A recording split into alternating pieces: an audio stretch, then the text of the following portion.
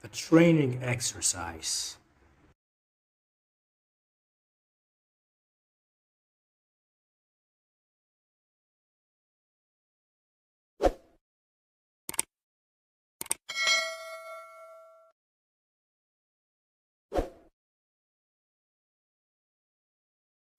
Frederick was no ordinary soldier. He had been selected to become a special forces officer, but stayed in his regiment. He had no desire to die or to be a hero. He did his job and followed orders. Today, he was following orders. He had just returned from Afghanistan, where he and his squad had managed to capture more jihadists than any other squad in the British Army. His orders were to go to a general's house. As Fred drove his battered blue jeep up the general's large driveway, he wondered who took care of the large grass strips on each side of the driveway, and it was the general who watered the large flower beds. His question was soon answered when he saw two gardeners mowing each side of the driveway. As Freddie reached the house, he wondered why the general would require such a large property and said he couldn't call the house a house, but rather a mansion. Freddie drove the jeep up and parked next to a blacked out limo. When he reached the front door, he was greeted by the butler, who told him to wait in the living room. Freddie sat down on the one expensive looking sofas and wondered why anyone would ever want such a thing as it had about the same level of comfort as a seat in one of his squad's army Land Rovers. Freddie then started to look around the room, which had various pictures of art in it. Freddie didn't see the point in art. Why draw and paint something when you could take a picture of it? His house had a few large photos of family and landscapes, but he would never buy a drawing. When the general came in, Freddie was surprised. He had expected an old man in his 50s wearing a military uniform, but what he saw was a middle-aged man wearing a dark navy t-shirt and dark denim jeans. You are here because I want to invite you to take part in a training exercise, the general said. With all respect, sir, aren't I more useful in the war zone? Freddie replied. Don't worry, this training exercise will only last one day, the general said, but it is off the record. Okay? Freddie was speechless. The general's tone of voice sounded like he was expecting a decision. Freddie was fast at making decisions. For him, it was a matter of life or death. In Afghanistan, he had saved people from IEDs and managed to escape ambushes, but he felt there was something wrong with the general and he decided to make an excuse. Sir, I would have loved to take part in this exercise, but I'm going on holiday with my girlfriend tomorrow. However, I would love to become a training officer afterwards so I can spend more time at home. Well, I'm sorry, but you have no choice, the general said as he reached for his holster to pull out his pistol. You're coming with me.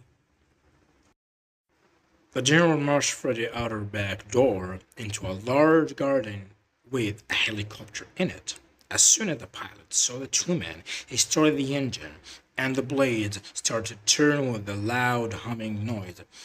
As Freddie got into the helicopter, the general shoved a helmet into him with a microphone so that they could talk to each other above the loud noise of the aircraft. Freddie was scared, an unusual feeling for Freddie, but it was the uncertainty of the situation that he was scared of. In a war, he always thought of the chances of being injured as being 50-50. Either you get the bad guys or the bad guys get you.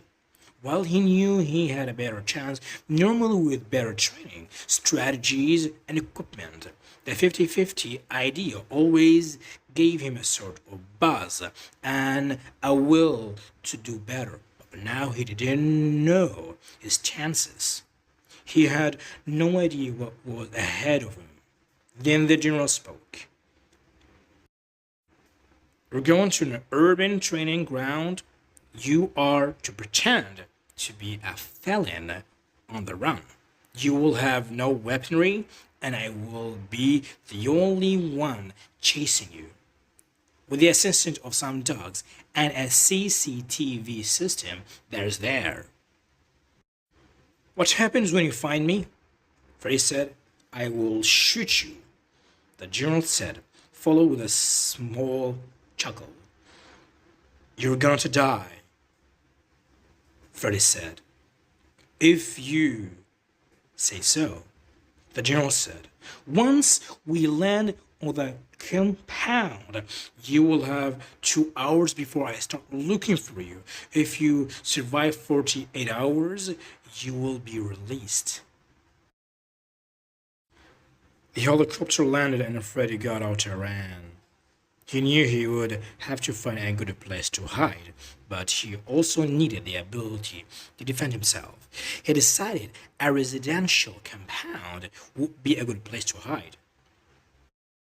The helicopter had landed in a park and Freddy saw a block of flats. He decided that if he ran straight to it, the general would think it was a trick. But then he remembered he wasn't in war-torn Afghanistan anymore. There were cameras everywhere. He knew that if he ran to a tower block, the general would know if he was there or not. But if he ran there and went off surveillance, the general might waste his time searching the tower block. It didn't take long to read the block. It was only a few hundred meters away.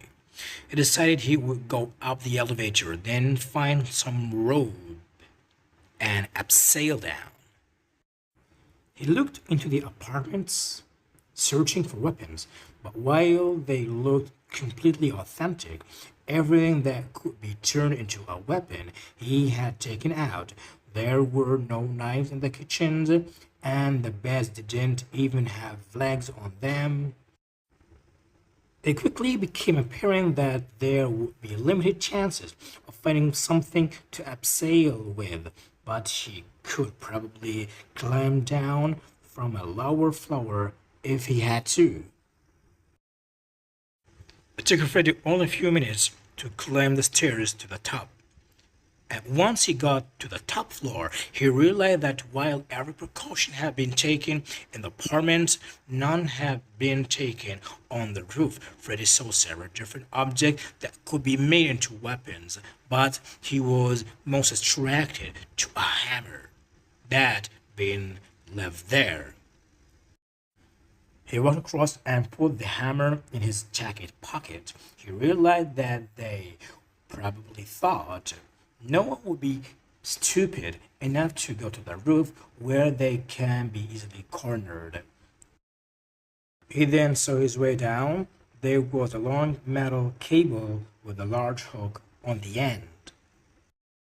As Freddy looked down from the edge of the building, he noticed a grassy patch just the correct distance away so that he could zip wire down the cable. However, he needed a way to get the hook there, and it was too far for him to throw. There was a lot of junk on the roof, and Fred decided he could make a catapult. And when he decided something, most of the time it got done.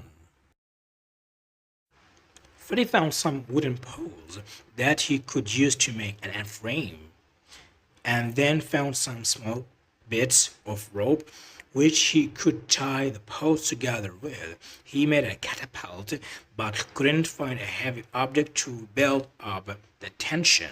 He looked around, then decided he would have to use his own body weight. He created a trigger that could be used to build up pressure, stepped on the rope at the end of the catapult, and pulled the trigger. His body fell with a jolt, and the hook went flying and hit the grassy patch first time. Freddy checked the rope, and it felt stable. He took off his jacket and put it around the cable. He decided he needed something to slow him down, so he found another cable, attached it to the side of the block, and wound it around a pipe. He attached the cable to himself and set off. He was going quickly, and he was scared that his jacket would break, but it didn't, and just before his feet were going to hit the ground, he jumped. He decided that he wasn't going to wait 48 hours. That was too long. He was going to onboard the general or escape the compound. He needed a plan. He knew that general was in the apartment blocks, but he decided that he was going to run in one direction. If could escape, he would. He ran for about 2 hours. The compound was huge. In that time, he had left the urban area and was in the forest. The trees were young and had not created large roots to disturb his running.